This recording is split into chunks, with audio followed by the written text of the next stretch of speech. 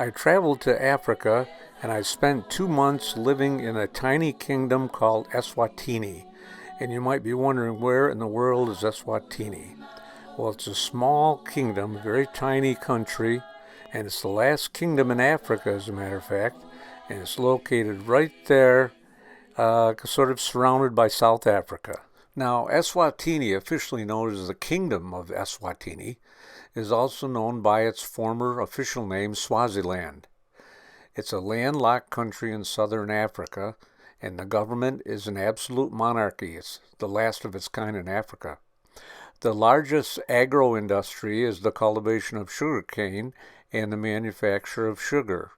Pineapples are also grown in abundance. Also of major commercial importance are the extensive man-made forests of pine and eucalyptus, which supply timber to a wood pulp mill and several sawmills. Unbleached wood pulp is the country's second largest export after sugar. Now here I am with my Swazi woman, and we lived in a small farming community called Malkerns. This is our Swazi home. It's a little bit of paradise located in this rural farming community of Malkerns.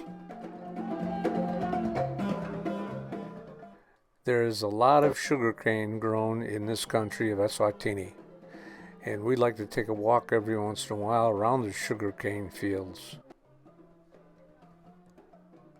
And it's just a fun thing to do, to take a walk and enjoy the beautiful weather.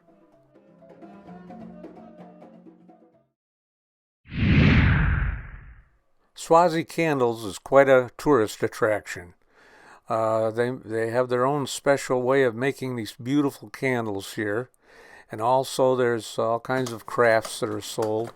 And here we see some guys that are carving animals and various statues out of wood. This goes on all day long. And here we are in the actual candle making area. And they're very happy to have people come in and they'll spend time talking to the children about how the candles are made and so on.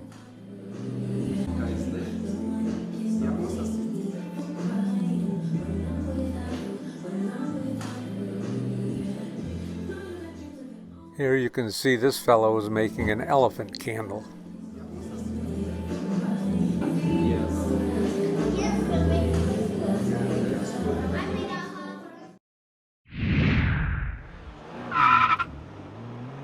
Now, I had the opportunity to drive here in Swaziland, and I made the joke that they drive on the wrong side of the car and the wrong side of the road. But it takes a little practice, and you've always got to be thinking, stay left. Shopping center.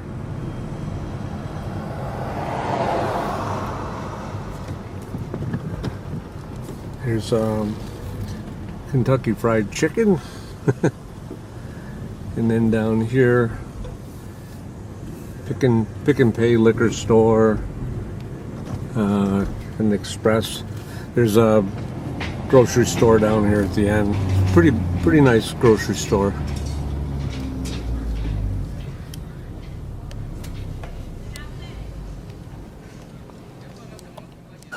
Now I have to say that the grocery stores over here in this country rival anything that we have back in the States.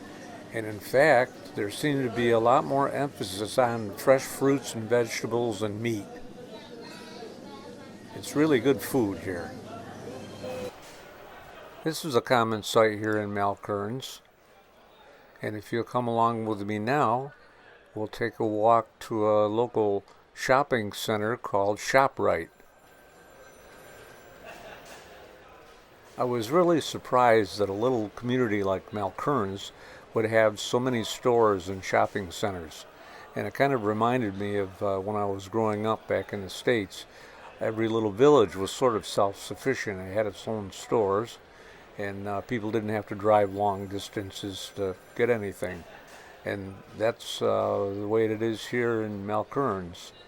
So in addition to Malkern Square, there's this ShopRite shopping center with all these little stores in it. And down here at the end is the pharmacy on the left, and then a really nice grocery store, another really nice grocery store called ShopRite.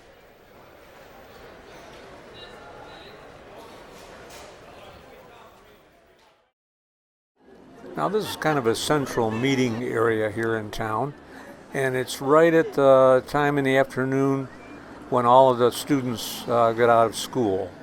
And so they kind of congregate in this one area right here. And they have these vehicles called combis that transport people all around the country. That's what those white vans are right there. And as I said, there's a lot of people walking around, and yep, they carry things on their head just like this. Here I am visiting my granddaughter's school. This is Eva's school. And I gave him a little talk about America and told him where I lived and so on. And we had a good time there for the short time that I visited the school. And then on another day, I visited my grandson Ian's school. And here's Ian with Bernie outside of his school, which is called the William Stewart Academy.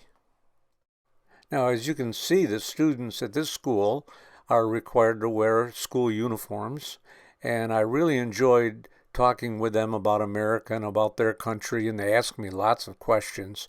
They were just a very well-behaved group. This very happy little boy and girl said goodbye to me as I was leaving the school that day. And every country has its share of poor people. Now, the farmland and climate in Malkerns is very suitable for growing pineapples, and they grow a lot of them. I talked to this farm worker, and he gave me a fresh pineapple. The Swazis built miles and miles of these irrigation canals, which provide water for both the growing of sugarcane and the pineapples. There's nothing like these Swazi pineapples. They're the best. Now, these monkeys are all over the place in Swaziland, and while I was at the pineapple field, I looked up in the tree and I saw this fella. He was very interested in what I was doing over there at the pineapple field. Okay, so we'll drive on down through the main street of Malkerns here, and it's really a thriving little town. There's gas stations, several stores, a couple supermarkets, and just a very lively place. And on down the road here is the pineapple and fruit canning factory, which employs a lot of the local people. Here it is. So there's plenty of work for the local people here in Malkerns. Now, the Swazi people are very friendly. Here's a couple ladies waiting for the combi. And then on down the road, there's a nursery where they sell all kinds of plants and flowers. This local nursery, of course, is all outside. You don't have to worry in Swaziland. It never freezes. The wintertime is chilly, but it never gets down to the point where there's a frost.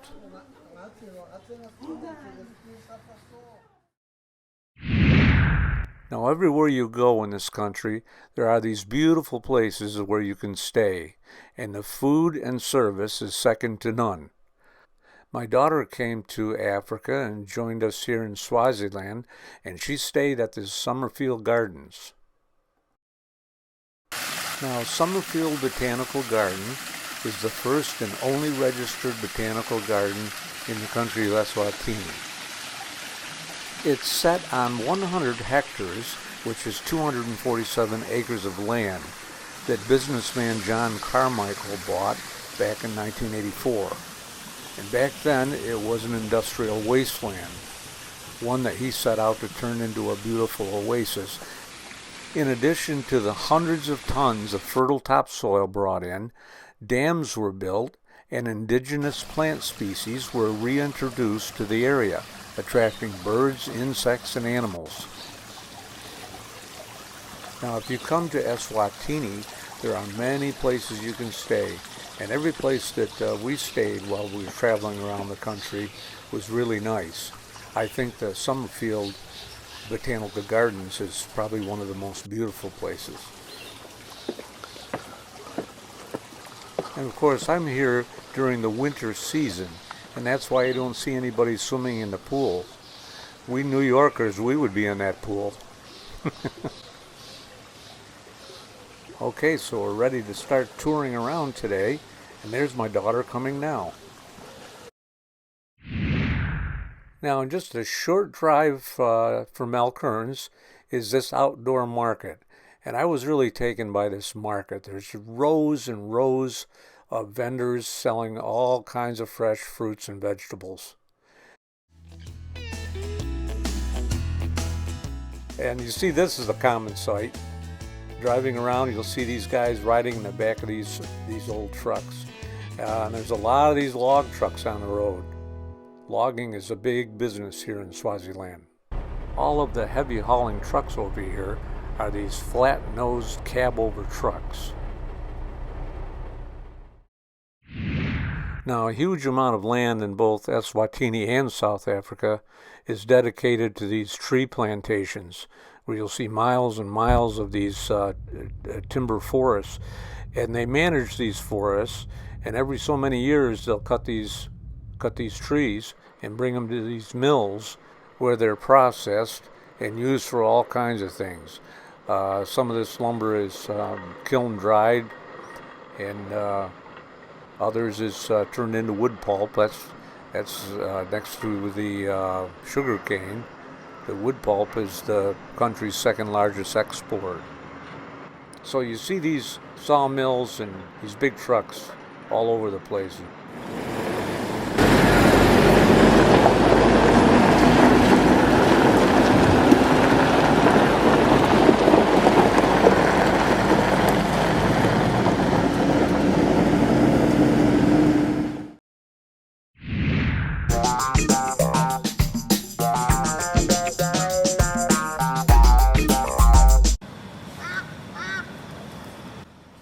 The Milani Game Reserve has been around a long time. It's the oldest game reserve in the country, and it's a very popular place for families to go for a day trip.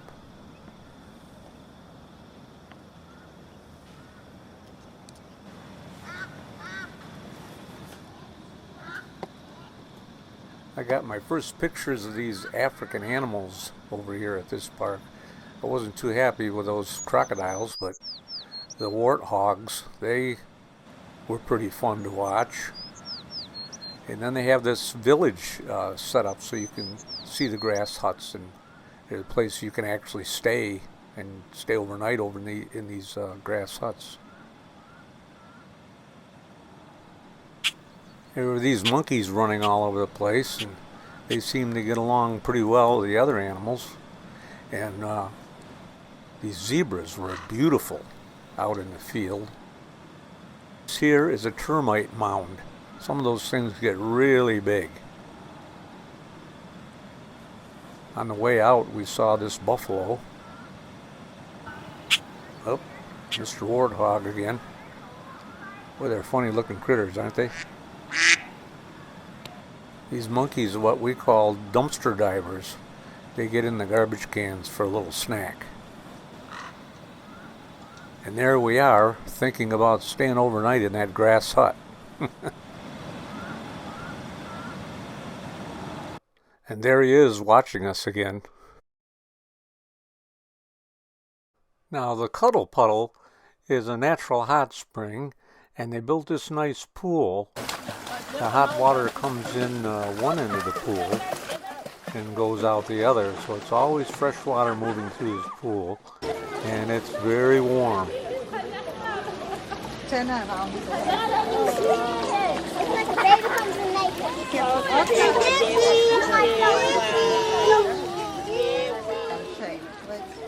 Here's Ian and Eva and little Bernie.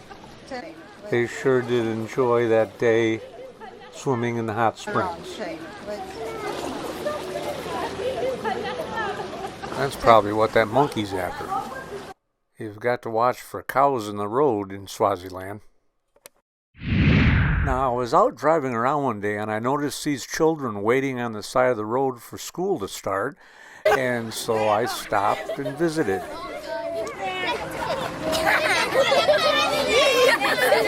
Oh, I love this green tongue. This green tongue right here. Okay. Okay, so Do any of you play any musical instruments? Do you play any music? No. No. It's expressive arts. Do you sing? Yes. Do you sing in school? Yes. Oh, that's good. That's good. What song do you know? What can you sing for me?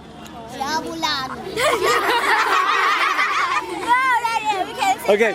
All right. Sing a song. Let me hear.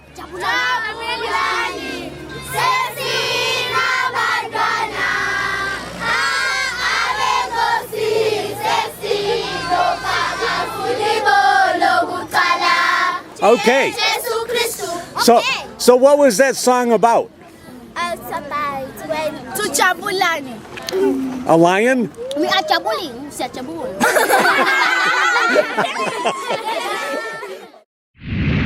Manzini is the second largest city in Swaziland. Jesus be, always be wonderful to me. Jesus be, always be wonderful to me. Now, Manzini is known as the hub of Swaziland, a commercial center ever since a trading post was established there back in 1885. So Manzini is a very vibrant and busy place.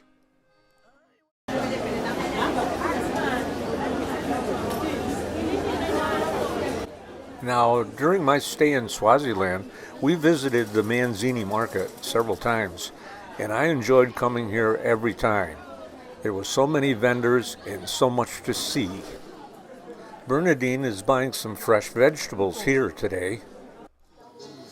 There are so many shops here, like this tailor shop.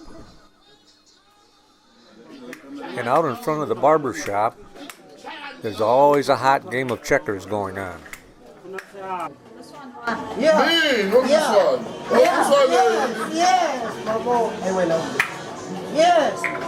It's me who won. Yes. Everywhere I went in Swaziland, I was greeted by people with a friendly smile, and they're just good people.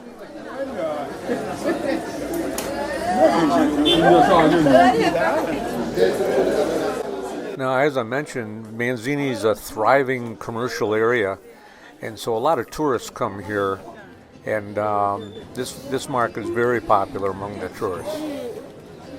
Hello. Hello. This is fabric. It's beautiful. Nice. Then this is sausage legs. The fabric. This is this is cotton.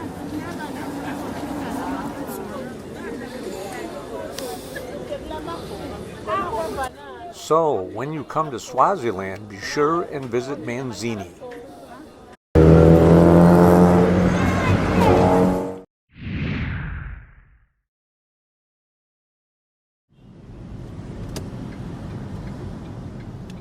And also not too far from Malcurns is the Gables shopping center. And this is kind of an upscaled shopping experience here. And of course, there's Kentucky Fried Chicken again. So as I mentioned earlier, you have a lot of choices here for places to shop in this little local area of Malcurns. The Gables is a nice place to shop, and it's only a short driving distance from where we live.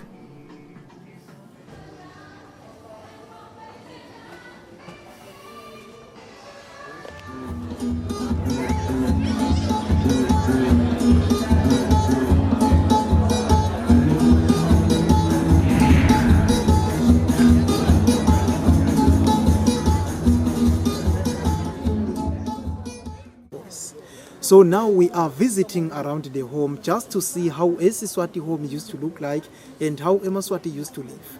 While visiting around the home, you are free to take pictures and even to ask questions. In building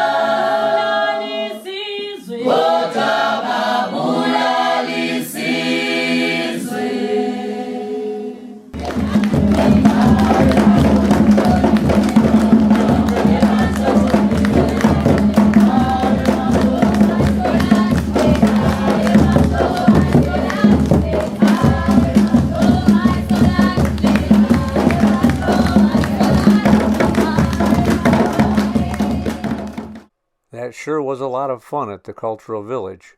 And just down the road is the beautiful Mantanga Falls.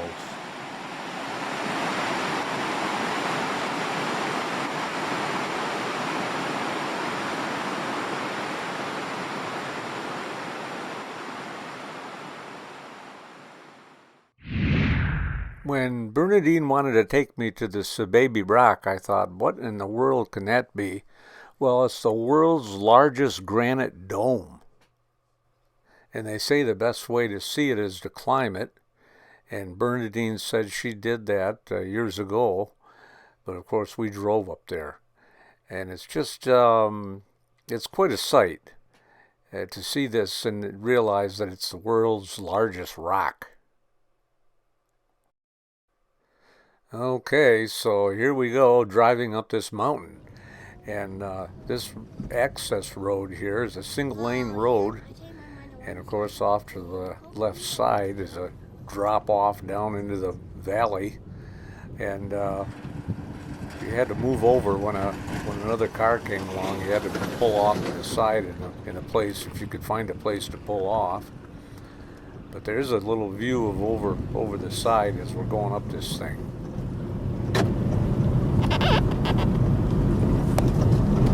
And so when you get up to the top of this mountain, it's really quite a sight.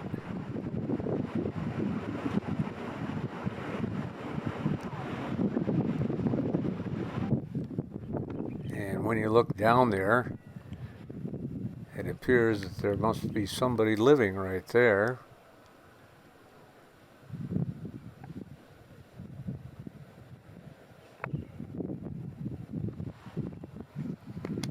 And so here we are at the top of the Sababy Mountain. And of course, they've got a little resort up there. They've got these places that if you want to, you can stay overnight. And then, of course, there we are. We're getting ready to come down the mountain. And, of course, Bernadine's driving. And I kept saying to her, pull over so I can take a picture. Now, when you go to Swaziland, you want to make sure you visit Pig's Peak. It's a town in northwestern mountainous region, and it's named after this early resident, this William Pig, who was a French prospector, and he discovered gold up there. And there's kind of a funny story that his son married a girl with the surname Hogg. So we had a pig marrying a hog. But anyway, the Pigs Peak area is one of the most beautiful mountainous areas you'll ever see. So we drove north from Malkerns to Pigs Peak.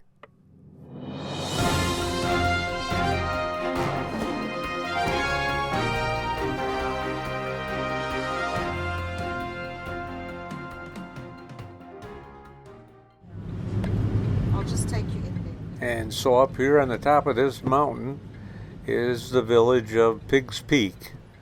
And so we had to drive up through there, and then Bernadine wanted to show me where she used to live, and she used to live in one of these big beautiful houses right here many years ago. So we did a little drive around the town here, and then after we left there we went to the Pigs Peak Hotel, and that's where we stayed while we were up there. It's a beautiful hotel.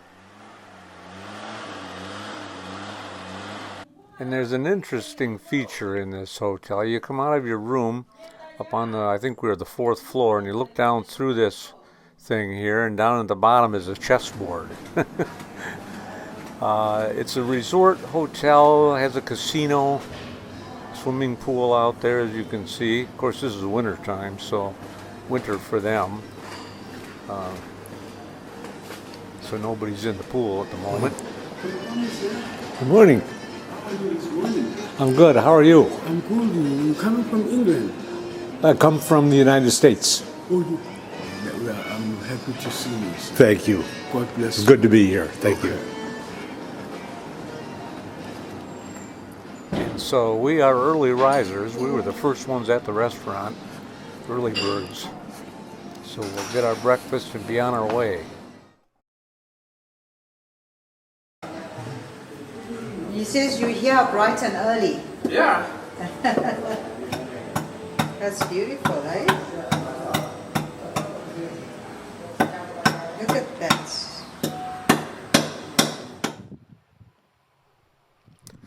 Now this is just another site that you'll see up here on the mountains, and it's where they plant all these trees, and this is an area where they've just harvested these trees, and they clear cut them and they burn the brush, and then after some time they'll replant.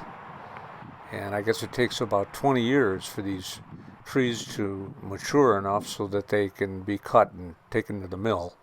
Pine trees and eucalyptus. And here you can see those new trees that they've planted.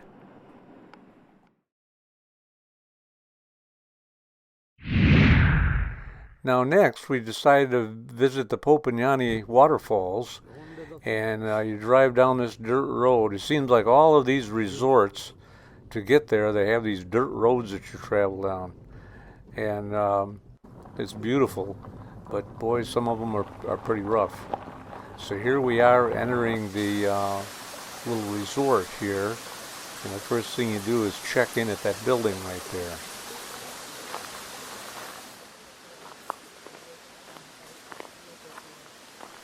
Okay, so the young lady at the desk told us that we'd just go through that arch right there and down the trail, and eventually we'd get to the waterfalls. And she gave us a map and sent us on the way. Well, as you can see, going down these steps, it's turned out to be a pretty steep walk. And part way we stopped and took a little break. Okay, here we are at the waterfalls. What's the name of this waterfall? Poponyane. Hwange Waterfall. Hwange Waterfall. That's not it in the background. No, that's not it in the background. Yeah, so we looked pretty good right there, pretty fresh. We were just starting out. But the farther we went, the more we realized that it was quite a ways down there and pretty steep. And of course we have to walk all the way back uphill on the way back. So we decided it might be in our best interest to turn it around and go back up. But it was still a beautiful day and a beautiful walk down through there along the river. And there she is. She's climbing up those steps, and up we go. And finally we got back to the car. What a beautiful day, though.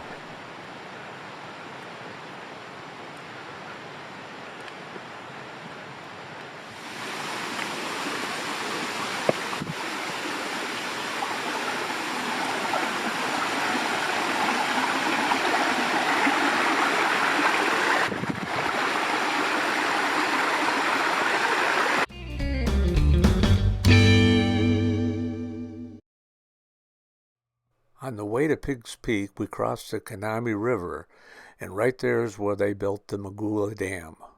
So after we visited the Pig's Peak area, we drove down to see this dam. This dam was completed in 2001, and it was a joint project between the governments of South Africa and Eswatini. The dam's primary purpose is irrigation for sugarcane and forestry and about 1,000 of Eswatini's small farmers. It also includes a hydroelectric power station. So coming down the hill from Pig's Peak, this vantage point gave us a nice place for a picture.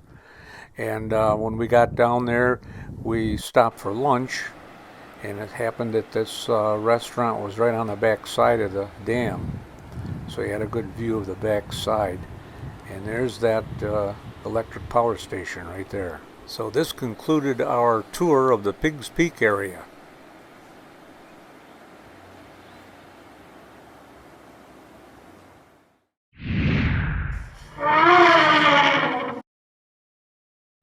And next in our adventure was the Milani Royal National Park. This park is the largest protected area in the Kingdom of Eswatini, and initially it was a hunting ground until it was declared a national park in 1967. Now, we enjoyed this park every bit as much as our visit to the famous Kruger Park in South Africa, and we didn't even have to leave the country of Eswatini. I took my first pictures of lions and elephants, white rhino, giraffe, and hippos at this beautiful park. So I've been in Malkerns, which is in the Manzini region, and Pig's Peak is up here, and now I'm about to go to the Milani Park, which is in the Lambambo region. Okay, so the first thing we did was get settled into our overnight accommodations, and they didn't have any small lodges left, and so we wound up with this family-sized lodge. Beautiful, though. And it worked out okay because we had grandson Ian with us on this trip. And all of these places that we stayed were very, very clean and just beautiful places. And this had all the modern conveniences except electricity. So at night we lit kerosene lanterns. Gives us the real African experience.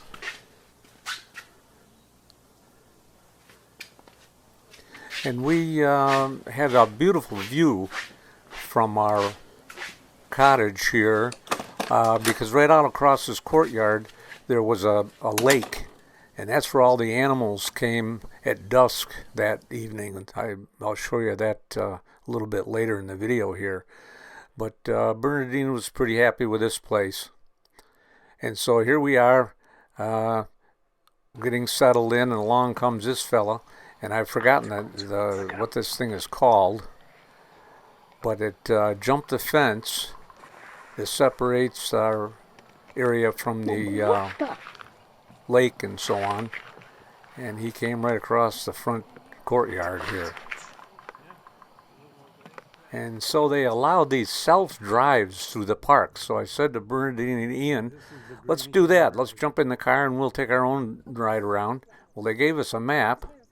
And as we were wandering around, we came across these white rhino.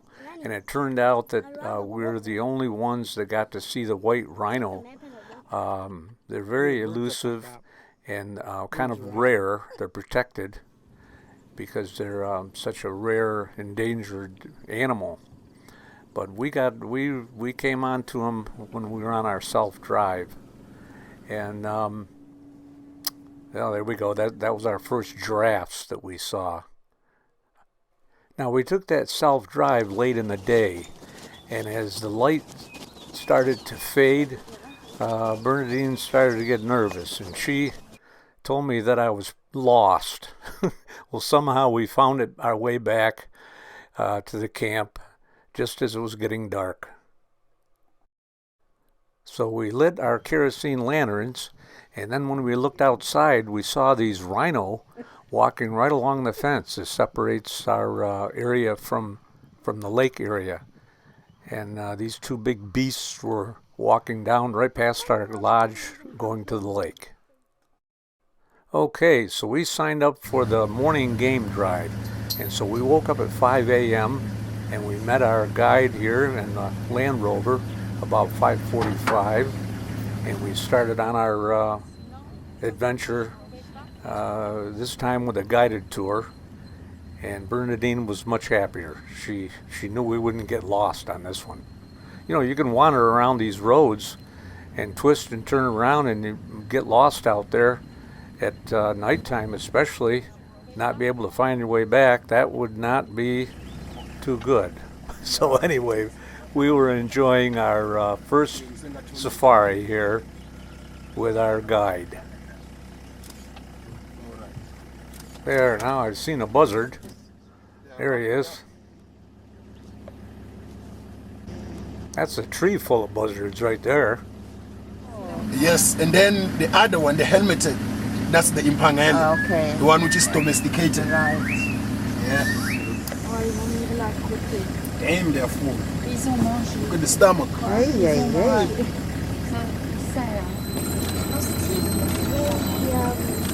Sharp.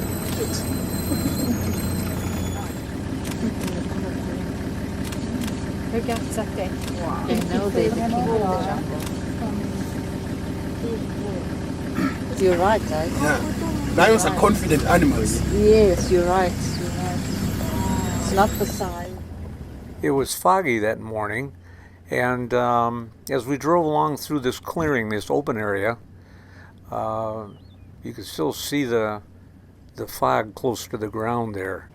And it turned out that I took one of my favorite photos from the entire trip right here at this park. This big beautiful elephant appeared out of the fog with one tusk, and he had a torn ear. And I took this video, and then I took a photo of it. We had this one a few days ago, and they got really angry at us. But what a sight. One of the guys that came on safari with us said that he had been the day before, and this same elephant got a little bit ornery and charged the Land Rover. And so our driver today, he kept his distance. So along the way, our guide stopped in a safe place for a coffee break. And that's a memory I'll hold on to, taking a coffee break on safari. And there's Bernadine and Ian watching the giraffe as he walks away.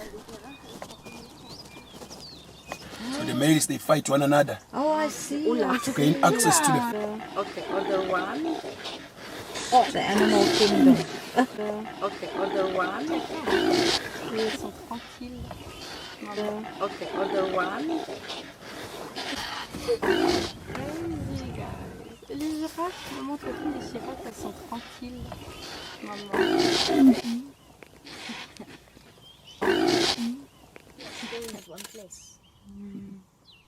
And as we went along, our guide passed on a lot of interesting information about all the different animals. To predators. They usually sleep standing up like elephants. Yes. Oh, an elephant sleeps standing up. Yes. Uh-huh. That's a male. Oh. Females are slender and appear like a Look at it, paintbrush. look how it's running.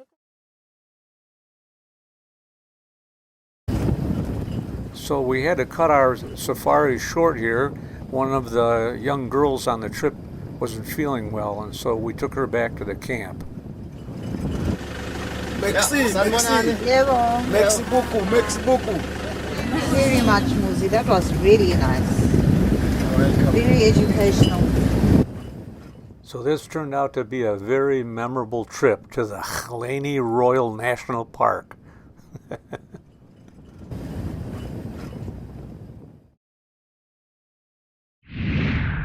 Noena Glass is a tourist attraction and a producer of glass products made from 100% recycled glass. You might want to visit there.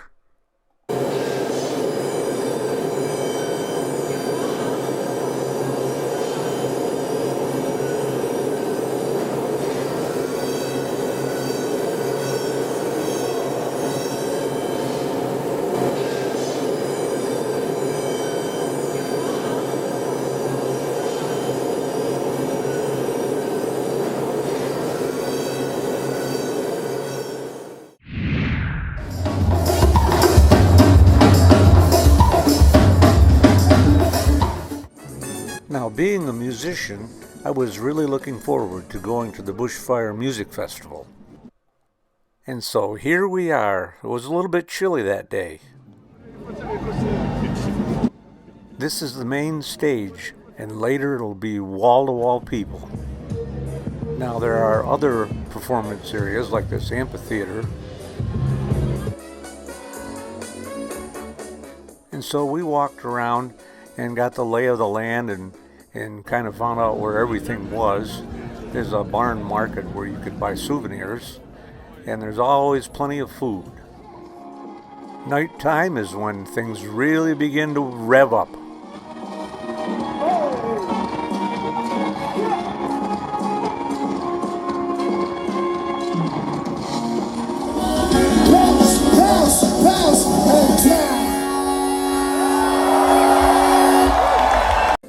I really got a kick out of this guy. There's all kinds of entertainment that goes on during the day and night. Now, this festival is mainly pop music, but there was one brass group that performed.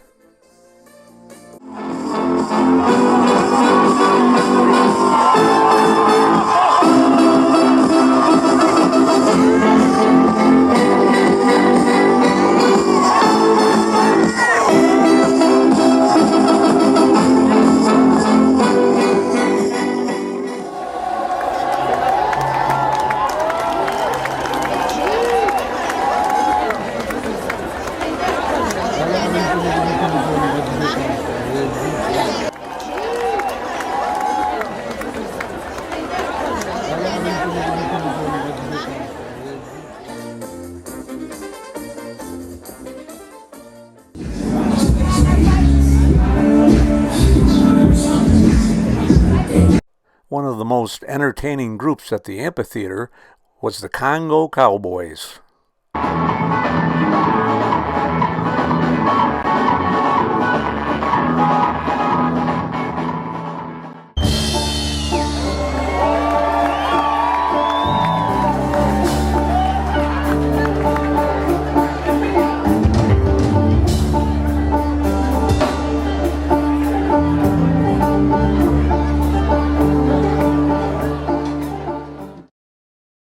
Now, we bought tickets for this Golden Lounge, and this was a really nice way to see this music festival. There was seating and plenty of food and drinks that were served up there in the lounge. So right here in this little town of Malkerns, they hold this big music festival every year. We all had a great time at the Bushfire Music Festival.